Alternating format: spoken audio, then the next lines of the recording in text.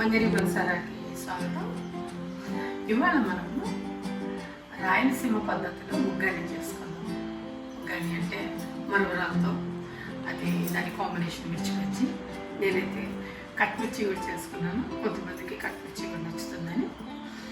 So ఏంటంటే అది వాళ్ళ స్టైల్ కాబట్టి మనం కూడా అన్నీ నేర్చుకోవాలి కాబట్టి ఓకేనా, సింపుల్గానే చేసుకుందాం. ఇప్పుడు ఏంటంటే ఒక బౌల్లో కొంచెం నీళ్లు తీసుకొని వీటిని మరమరాలు అంటారు. ఈ మరమరాలని కొంచెం ఆ వాటర్లోనే వేసి ఒక్క 2 minutesలోనే దాన్ని పిండి పక్కన పెట్టాలి. వాటర్ మనకు అవసరం లేదు. దాన్ని స్క్వీజ్ అనొచ్చు, లేదంటే ఏదైనా కానీ మనకి పౌడర్గా కావాలి, కానీ మెత్తగా ఉండాలి.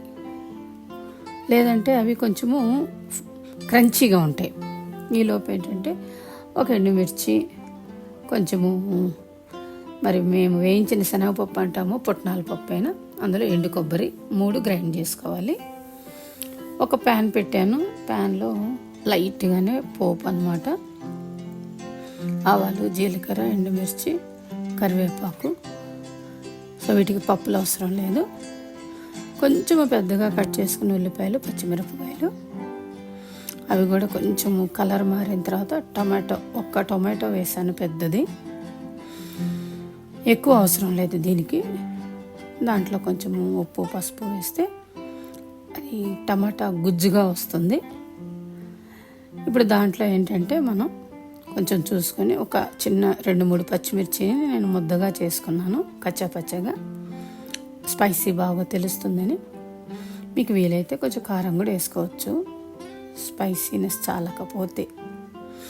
ఈలోపు ఏంటంటే మనం స్క్వీజ్ చేసుకొని పక్కన పెట్టుకున్న మరమరాలని వేసేసి పొడి కొట్టుకున్నాం కదా, ఆ పొడి కూడా వేస్తే ఖచ్చితంగా ఏంటంటే మనకు తినటానికి టేస్టీగా ఉంటుంది, స్పూన్కి కూడా వస్తుంది అన్నమాట.